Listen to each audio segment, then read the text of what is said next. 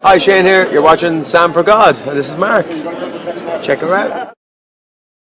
So hi guys, how are you doing? And welcome to the next episode of Hot CHOC Chat.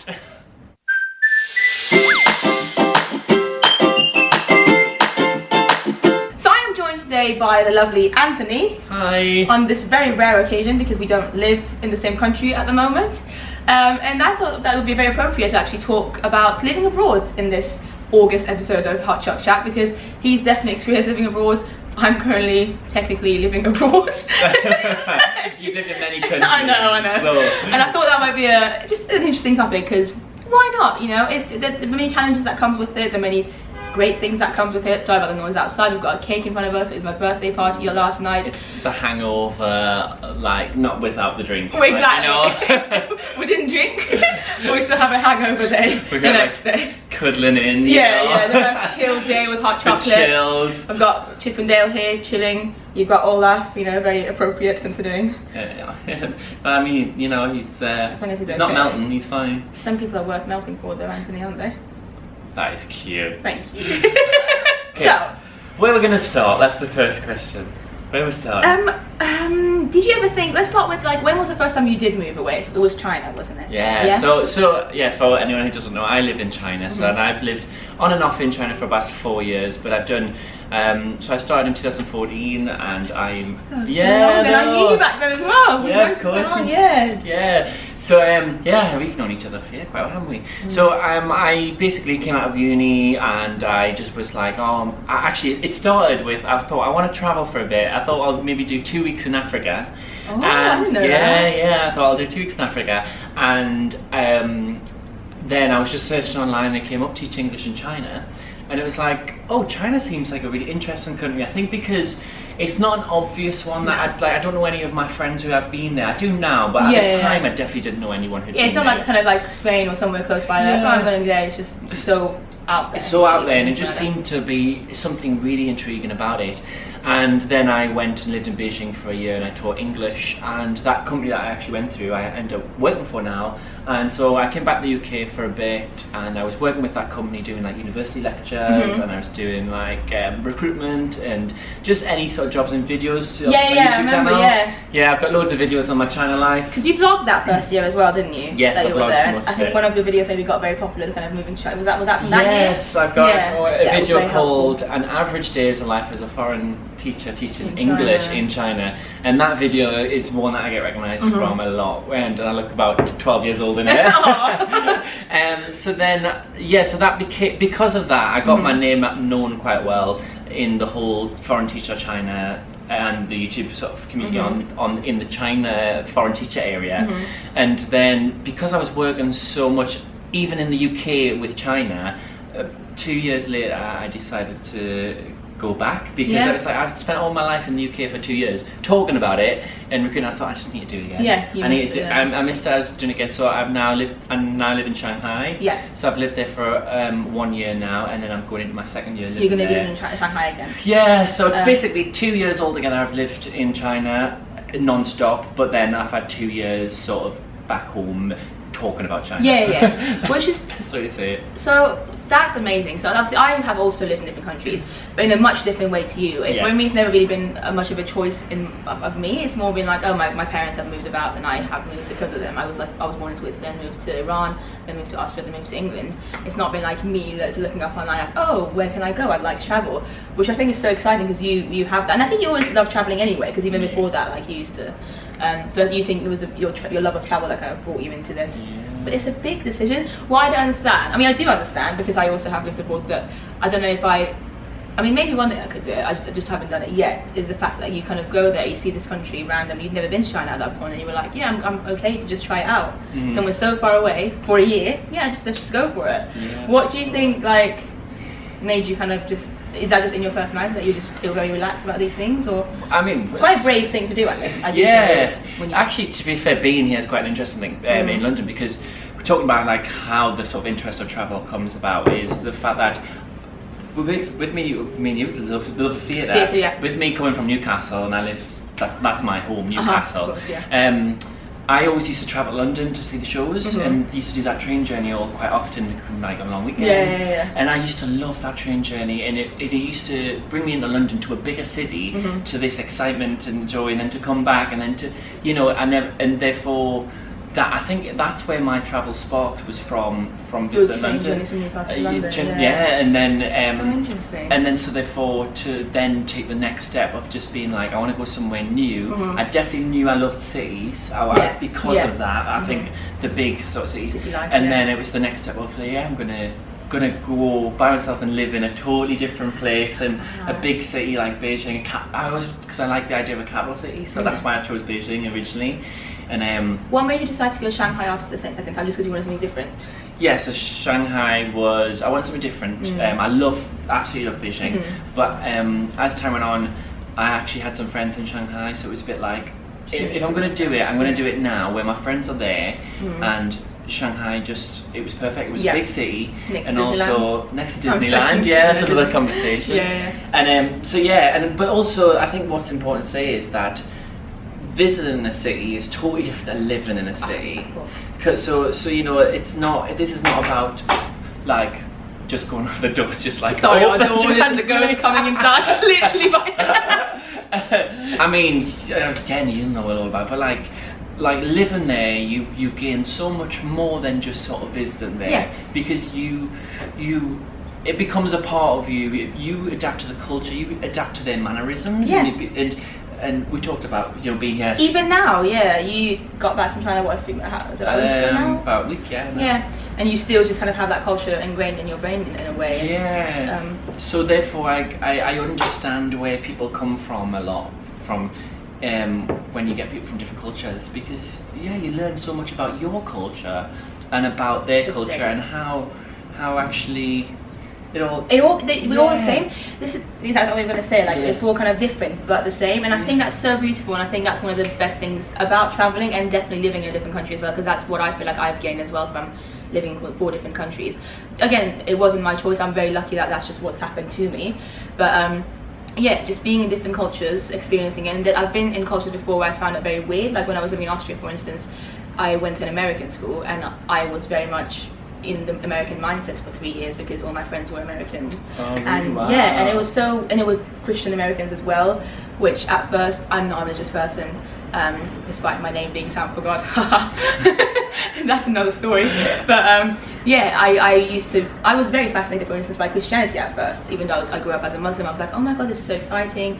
It made me open-minded. I learned about it, and then at one point I went into a phase of really hating it because of how I was treated at that school. That's also another thing, because everyone was Christians and I wasn't, so I felt very much like they don't like me. Not the people, but the teachers, which is another big thing. But despite that, like even though I experienced all of that, now I look back on it and I'm like, it's fine. I know what Christianity is. I know that particular side of Christianity. I respect it. I respect Americans and their mindset, even though it might be very different to mine.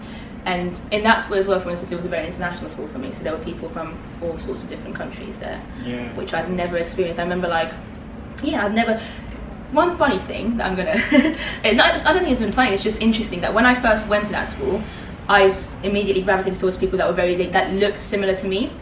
I know that's really like maybe kind of superficial and sad to say, but I was just like, oh, I'm going to become friends with the girls that I feel like look like me, so I think we'd get along. Immediately I realised I'd made a mistake, and just because I thought, oh, they look like me, didn't mean that necessarily would have a connection. And the people that I thought, oh, they just look so different, they were from maybe different countries, or just they dress differently to me, and I was like, oh, they're very scary, like no, I can't talk to them, they're not going to understand me. As the year went on, in my first year at that school, I realised they're actually so similar to me, like they've got the same sense of humour. Why didn't I make more of an effort with them? And that's something that now I'm very, very conscious of, whenever I go, whenever I meet new people, I don't just automatically go to people that I think I would get along with. I try and actually sometimes force myself. I'm like, oh, that person over there, maybe with like a million I don't know, earrings or whatever on their face that I wouldn't necessarily think would be similar to me because I don't have any facial earrings. I'm going to go talk to that person, or that person with a million tattoos. I might think, oh, they're not really very much like me. Just because they look different or like might come from a different place doesn't mean anything. Would you agree with that? Yeah, of course. I could ask questions. So you've lived in 4 different countries. Yeah. Like, you must have felt like each time is kind of starting a new life. Yeah. And starting a new life and getting new friends. And it's so I guess, do you find that that's become a good skill for how to be in a new situation, to then be able to like identify with people more, to be? I think so. Yeah. And it's weird because I've never really found it hard either. Some people are like, oh my god, you must have found that really hard. I think I've become very used to just like, oh, friends are there for a while. Is that your? Sorry, this is like. He's a very popular man. Shout out to Kai. Is that Kai? It's not Kai. Shout out to your mom. It's Rakaya. Rakaya, we hate you. I don't even know. This is a new phone. I don't even know how to put it on silent. There we go. It's on silent. Yeah. So a lot of people think that because I've had to say goodbye and like move on quite that 4 times technically. I would have found it hard, but for some reason I haven't. Even when I was younger, the first time I moved from anywhere was when I was 8, and I moved from Switzerland to Iran. And obviously I did find it hard. Like I was talking to my parents a while ago, saying, "Oh, what was I like back then?" And they were like, "Well, yeah, you did find it hard." I don't remember that much, but I didn't find it too hard. Like I still was okay with making friends at school and stuff. And it's different because one thing that I really hate about this kind of lifestyle that I've had, and the fact that I've lived in 4 different countries, is that I don't have all my friends in the same place. And obviously now that you're in the same situation now. It's sad. It's like, but you have to get used to it, and you know. Shut up. But then it kind of makes you very, I think maybe even more appreciative of your friends, and like those like FaceTime sessions or Skype sessions that you can have at late, you know, whenever they're available. I'm guessing you probably do that, but sometimes with your people in China still. Yeah, of course. Yeah, when obviously not now because you kind of or Kai, so you add to a boyfriend who lives in China. So I mean, I know you're only here for a month at the moment, but like eventually there might be times when you kind of have to try and do long distance, and it's hard. It's really hard. Yeah, of course. But in a way as well, I feel like it makes the world feel smaller, because for me, you know, initially the idea of China seems so far away, but actually going there and coming back and forth, and it's like, it feels like just that, it's that one flight. We're all the same. It's 2 flights, not really thing, but it's like you just feel like oh, you know, it's just a flight away. Like if there's any emergencies or anything, it's just a flight away. And it actually makes it feel smaller. But then I say you get to know people from all over the world who then also in the same like-mind as you like to travel too, and then they end up in different parts of the country. So then therefore, if I go to a new place now, you know, you might the likelihood of knowing someone there is very high, and which therefore I always feel at home. And actually I'm so used to the idea of like having people like not seeing people for ages. Like I don't see I see you once, twice a year, and it's completely normal. And because when you're with those like-minded people, they're just the same.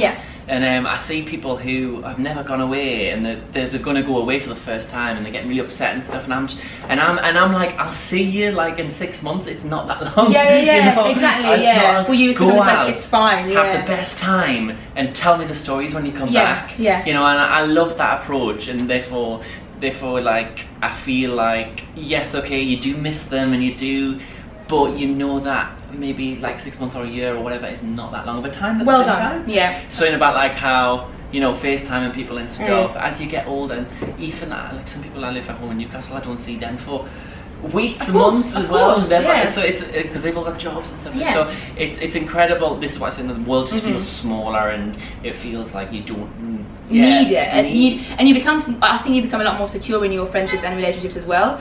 You just kind of have to have that trust that like, and I've always had this trust. I feel like that just it's gonna be fine. Like, because some people do worry. Like I know some people maybe who haven't traveled as much, who like feel like, oh, if I don't speak to this friend of mine, and like if it's been a week and I haven't spoken to them, oh my god, maybe they don't like me anymore.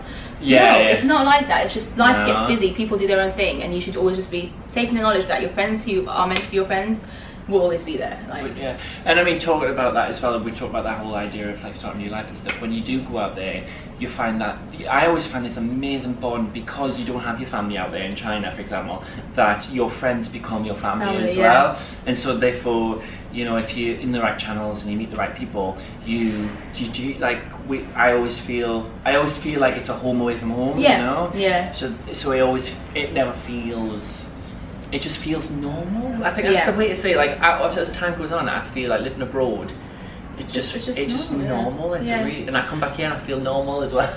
For my life. And how amazing is that though, when you think about it? Like, can you see yourself ever moving to another place as well and having that be another third home? Do you think maybe? Maybe. Yeah, I'm not saying like you're gonna, but you're not like close to it. You're not like, you don't think, oh my god, never.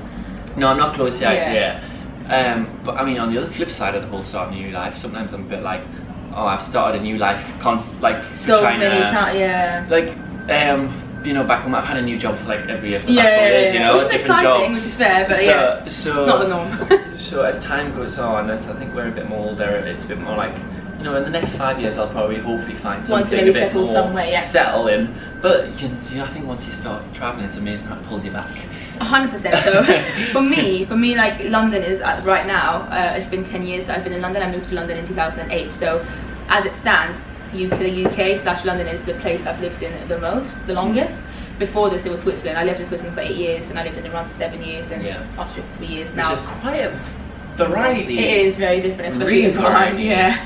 Very different. Yeah. But it's like now that I've been in London for 10 years, and I love London. I feel like in all the places I've lived in, I just feel like it's the most me, if that makes sense. And I know you love London as well. I just feel because Austria, I guess for you, because London's so international, that's exactly you've got all those different 4 different countries where the likelihood of you bumping into people from those 4 countries it's quite high, very high. Yeah, in fact, I've seen all the people from those countries all the time. Yeah. So like when I come here and I go to Chinatown, it's incredible to be like, oh god, I'm back. Yeah. And that's why I love London as well, because it's got that little bit of taste of the places where you know, and like I go into China, that's another conversation. Is I go into China and I can read the symbols. I'm like, oh my god, this is insane, you know, stuff like that. Like that's another skill which I would never have had before. Had you not done this? Yeah, I walk through London and I'm like, I know that shop, I know what they eat, and I know that food. I know that. Amazing. Incredible, which you don't get if you don't live abroad.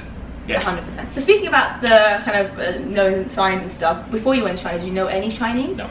This was a funny story actually. Go on. I remember I was at home and I thought, well, I best learn something. Before I go, And I sit down on my desk and I just went, honestly, this feels like I'm studying again. I've just come out of uni, whatever. I was like, I'll learn it when I get there. Yeah. And I literally got there and I just said, what's the word for hello? And someone went, ni hao. Okay, ni hao. And how do I say the word for beer? Oh, that was the second thing you needed to know. So they're the first 2 words I ever learned was ni hao and how do you say beer? Pijiu. Okay. Yeah, so I was like, ni hao pijiu.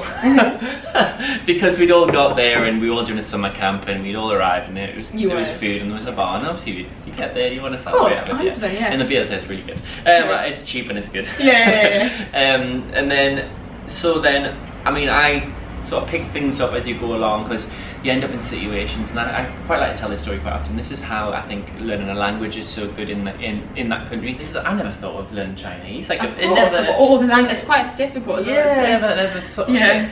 And then you get there, and for example, like when I used to go to Starbucks, I used to like order a latte.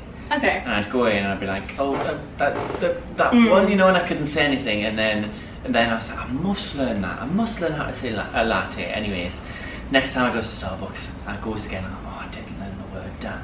So then I'll be like, oh, that in the August situation again. And sometimes you end up getting the wrong thing, and you're like, oh god. So then third time you're like, right, I'm gonna search that word. What is it? Natie, right?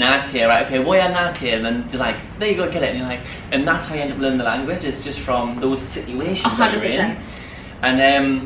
And then, I mean, I've just recently got a teacher now, but again, because she teaches you it, and then you can use it in everyday life. Which is great. But you must have some language. Obviously, you speak 3 languages, don't you? Yeah. I mean, I learned French before I learned English, which people find crazy, because I think at the moment nowadays my English is a million times better than my French is.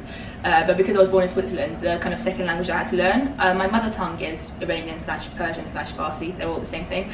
And then now, is your Iranian on par with your English, or is it? I would say so. I think sometimes it's really weird. Sometimes I feel like I can express myself better in English because I speak it more often than I speak Iranian. Because Iranian, I only really speak it to my family, and I don't necessarily have deep conversations with them about the world often. Whereas I go to job interviews speaking English, or for instance, if I had to write friends, you don't have conversations. 100%. If I had to write a job application in Iranian, I wouldn't get the job because I wouldn't know professional terms. I'd know my Iranian is very much like basic childhood Iranian. I know it. I'm fluent in it. But I'm not adult fluent in it. I'm more like child. We're very weird. Makes sense. No, that totally makes sense. Yeah. And again, that's not a concept that you would ever think of. No. Just speaking English is. And again, when I come face to face with Chinese people who do speak, you know, who are adults, who have an adult brain, but obviously they speak in a basic way. Yeah, of course. And sometimes I've learned that is, again, talking about, you know, coming back here, is sometimes you'll get someone who is speaking English but obviously can't express themselves, but it doesn't mean that they're stupid or exactly. daft. It just means that, like, and therefore you should never underestimate people because of language. 100%. Yes. This is again, I think you understand when you have travelled the world, because so many people are very quick to be like, you just can't, you haven't bothered to learn the language, shut up, like, we can't bother with you.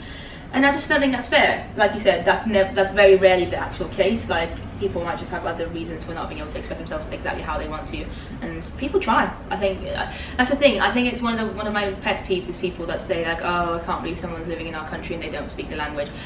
Of course, like, yeah, I understand it does make life difficult, but don't blame them. Everyone's trying.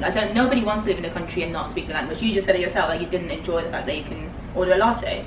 Like, nobody wants to be different. It's already hard for people living in a different country, I think. Yeah. So I think it's just, it makes it 10 times worse when somebody's like, oh, look at them, they don't even speak proper English, or like, they don't even speak this language. Like, let them be. They'll get it. They'll get it eventually. It's hard. Learning the language is hard. Like, yeah, of course. And obviously, I mean, Chinese is a very difficult language anyway. But I tried for 3 years to learn German, and my German's still bad. And I tried, and people hated me. A bit of German. Yeah, I think I'm probably the same as you. Like, even though I actually studied for 3 years. Ja, and it's gut, ja. Sehr gut. Sehr gut. Deutsch sprechen. Exactly. Yeah. But yeah, it is hard. It really is hard. I just want to stress that out, that it is hard learning the language, even if you are in another country. Yes, it makes it easier because you're immersed in it, but it still doesn't make it easy, especially when you've just moved somewhere. The person's already struggling to learn about the culture and in a new environment, and people are different. Like, I mean, I think maybe both me and you are slightly more easygoing, and we obviously don't find it as difficult. Some people might find it very difficult, and it might take them longer to then be like, okay, now I can finally start to learn the language, or now I can do this. And people struggle, so I just think don't ever judge them, is what I'm trying to say. Yeah, and I know some people might go to a country as well with no intention to learn the language, and actually they've got, you know, maybe they want to do business or whatever. Sure, so it depends on your whatever your focus is. Yeah. But I think it should definitely try and learn the language. I would agree with that. I think just. I think it's a shame not to when you've got the opportunity. Like, it's just a shame not to. Of course. When I lived, sorry, were you going to say something? No, go ahead. When I lived in Austria, for instance, I was in Austria during my teen years, from like the age of 15 to 18, and I think from my mum's side of the family, they speak German very well. They grew up in Austria and Germany and blah blah blah. My grandparents, my mum, etc., my aunt, they all speak German perfectly. But I think as a child, because I just kind of, I don't know, I just never really liked the language. I know it's really bad to say that, now I do, but I just think when I was younger, I was like, oh, German, like, it's just the language that they speak whenever they don't want me to understand what they're saying. Or it just wasn't a language I enjoyed. So I think in those 3 years, even though I tried to learn it and I had classes and stuff, and I was in the environment, obviously I went to an English-speaking school, an American school, so that didn't really help either. But I just didn't, I think in my heart I wasn't putting enough effort into it, which I regret it now, because I feel like I missed out on the opportunity. If I'd maybe put my heart into it a bit more, I would have probably learned it a lot better than I know it now. I think it's actually hard to, if you've done French, to then do German, or vice versa. I know that they are different. They're so different, and like, because I did German, and then I did try and start learning French, and I remember I was just doing the German accent every time, and it was so hard to like adapt to that, from that hard language to the soft, like, I can't do it. No, but like, you know, I know what you mean. So I guess maybe that could be an effect. Was that a factor for you? I'm asking that question. I think probably it was. I think I just I didn't understand the whole. It didn't come naturally to me, German. And also another thing is, people might think, oh my God, Sam, you're amazing. You speak all these different languages.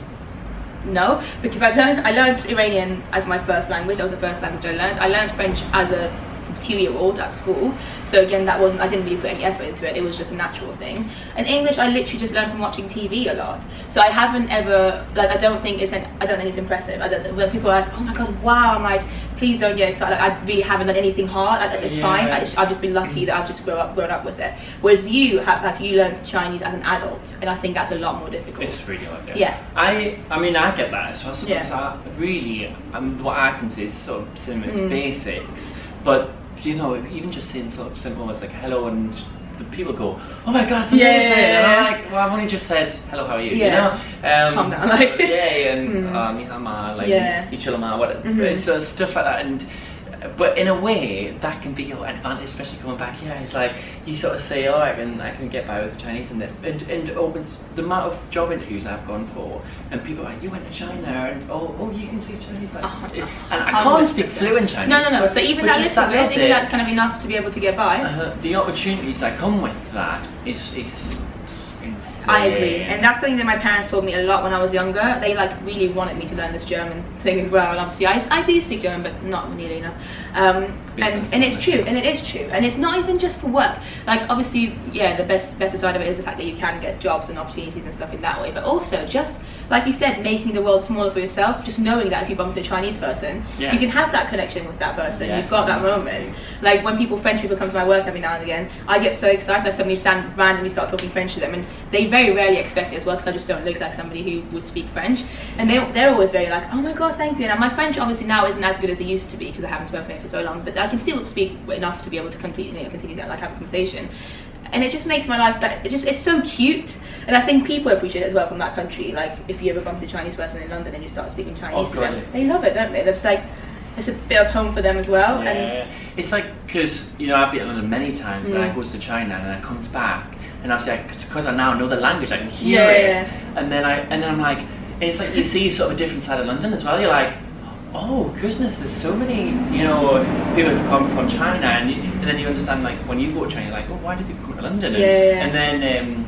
also again what I mentioned about Chinatown and stuff like that, and you see things in a totally new perspective no matter where you go, and also even for like, I can now recognise, even though I don't speak a word of Korean or Japanese or anything, I can recognise the different languages of Korean and Japanese, or like Korean writing and Japanese writing. I can recognise the difference. And a skill that I never even knew was a thing. But now you're like, I can't read it, but I know that's Korean. Oh, I know that's Japanese. That's so cool. That's amazing. Again, because so many people who maybe don't have the experience, the same experience you do, kind of, including myself at one point, I just see kind of language that, or like writing that just looks like Chinese, Japanese or Korean, and I just be like, oh, that's Chinese.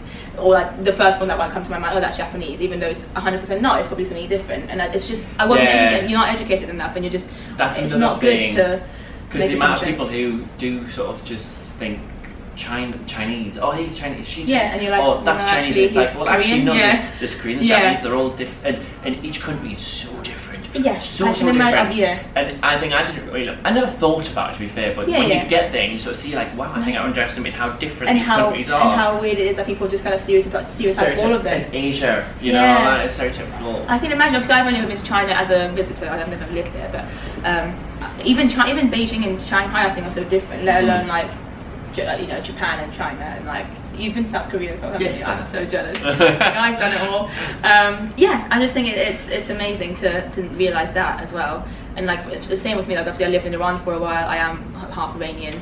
A lot of people just think, oh, Iran's the same as like, I don't know, Saudi Arabia and like Pakistan. I'm like, well, it really isn't. Like people kind of stereotype that area of the world as well, like, oh, the Middle East. And okay, they're all countries in the same area, but that doesn't mean it's like saying Europe's all the same. Yeah, and it's not. And in some ways, okay, maybe it might be, but in most ways it's not. In many ways it's not. So different. I mean, the little story is like the fact that only this year I really started learning characters for Chinese. I could sort of, you can write it down in English sort of characters, like as in ABC, the Roman alphabet.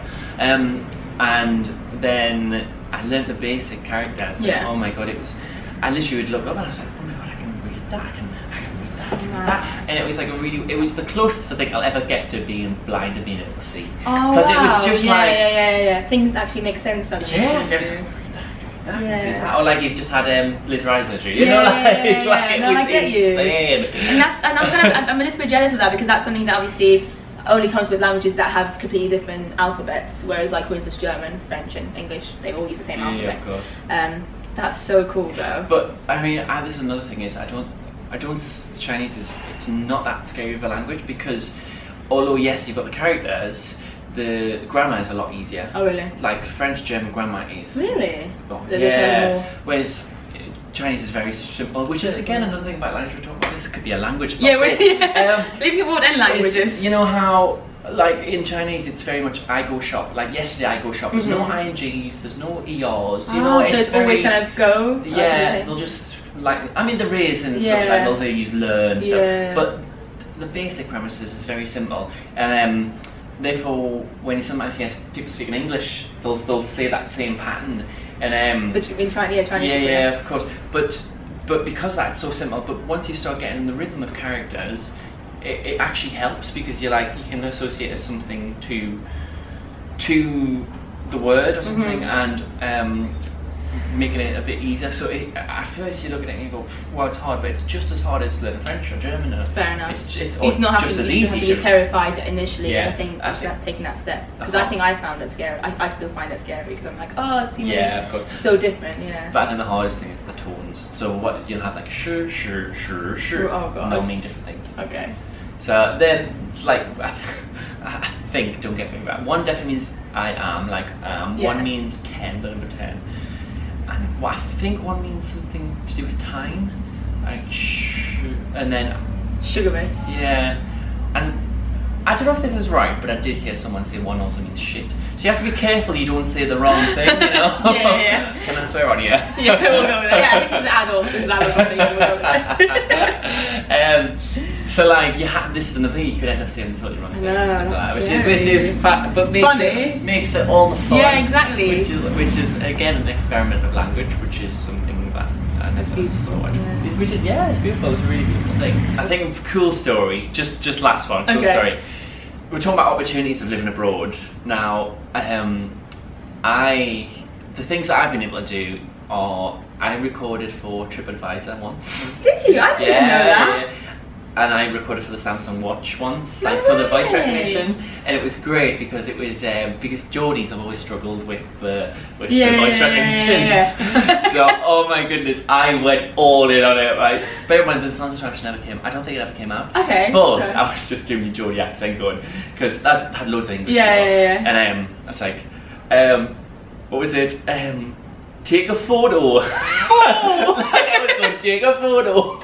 That's brilliant. You just get Joe Geordie in your I'm getting my Geordie in that voice recognition so that us Geordies can understand. Oh, that's brilliant. Which is so funny. I love that because you just you never get that, do you? That's amazing. Well done. So my life's pretty crazy, and I work for a company called Teach English in China, which is all about getting people to come to China. And if you are interested in coming to teach in China and have these wonderful experiences that, so it's called Teach English in China. I'll leave the link down below if you can see it. And if you sign on, and if you do, make sure you mention here, mention this. This is this found out. video, and then you can meet me as well, and I do training sessions and stuff, so it's pretty cool. And look how happy he is. Like, why wouldn't you want? I think you should do that. Anyone out there who's thinking maybe is it a year that you have to kind of do a minimum, or you could do a bit more. You can do more. It's up to you. You can do a summer camp for 2 weeks. Yes, there are. Which I've just come back from, so I've just been leading that, which has been fun. I think it just sounds exciting. I mean, who knows? Maybe I'll do it one day. And just do it because it's amazing. And also, Anthony also has a YouTube channel as well. Called Mr. Ant Ward. Sorry. That's also his Instagram account as well. So I'll leave all my those Twitter, things. but I don't really tweet. But I'm going to start tweeting again. Tweet either these days. Can you encourage me to tweet more, please? Yeah, please send him tweets saying, please, Anthony, come back on Twitter. You need to send me them as well, because I also don't tweet. Yeah, but, I do feel like I talk to myself on Twitter. Yeah. Hi, Anthony, you're right. Yeah, cool. But I'm more of an Instagram user. So Instagram is Bay. Yeah. But he does have some videos as well, so if you want to go check out that first video that he did years ago about China, that could be fun for you guys to check out. Thank you so much, Anthony, for being in this video. It's been very insightful for me, actually, to learn more about the China life of things. Thank you very much. I feel like this is one conversation we could both go on forever. So long. And I'm sorry I am keeping you back, but it's okay. No. I feel like we've talked quite a bit today. I feel like we've only scraped the surface. Yeah, exactly. And maybe one day we'll do another follow-up session of this. And then we'll chat some more. Leave comments down below though. Let me know anything you want, any questions that you might have. And yeah, thank you so much for watching. Bye. Bye. Cheers. So hi guys, how are you doing? And welcome to the next episode of Hot Choc Chat. Doodaloo. Are you the thing? That's not how the thing goes. I don't know how it goes, I can't remember, sorry. Okay. I'll do it one more time. sorry, it's just gonna be. I know, it's fine. Don't be sorry, I love it. That's fine, that was perfect. Yay! R2 cares, man. Who knows what miracle? You won't be able to guess that we had a birthday party yesterday. No, you can't really see the cake, by the way. Oh, you can see the top of it. Oh, that's fine. Maybe I'll put it a bit back. I actually made a bit of noise. It wasn't making any noises yesterday. Well, you have to blow hard. It does. Are you just saying I'm not a good blower? And they're all different pitches, you know. Some one high, whoa, some so you can low. actually make some musical song tunes. Like we'd have so many awkward silences. This one we could talk. Yeah. Whereas it's very like we just back and we could forth. talk for hours. Perfect. Shanghai Disneyland as well. That's a thing. Oh yeah, there you go. I'm so jealous. That's like that's the one reason I know, but like you go all the time. I'm like I open your Instagram stories sometimes, and suddenly like I just every other day you were just there, and I was like, are you? It's on a bit of a slant. Oh, you're right. What should I do? Like that? No, like it needs to come to the left. Like you need to slant it. Not to the left, like, as in it needs to be boom like that, tilted to the left. It's like no, like. I can't sideways. do that though. I can't. It doesn't do that. Okay, that's fine. How do I do that? It's the tripod of the leg, I think. Maybe the leg. Maybe extend the leg out.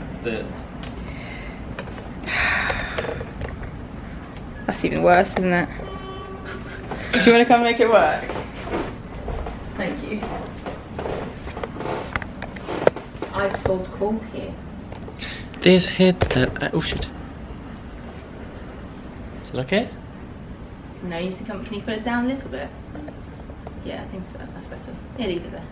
We'll just go with it. That's fine. You're melting. Are you? Okay, cute. I think that's fine. You need to come a bit closer for the thumbnail, or we need to pretend we like each other. Yeah. Can I Maybe joke sassy. you well? Sure, go for it.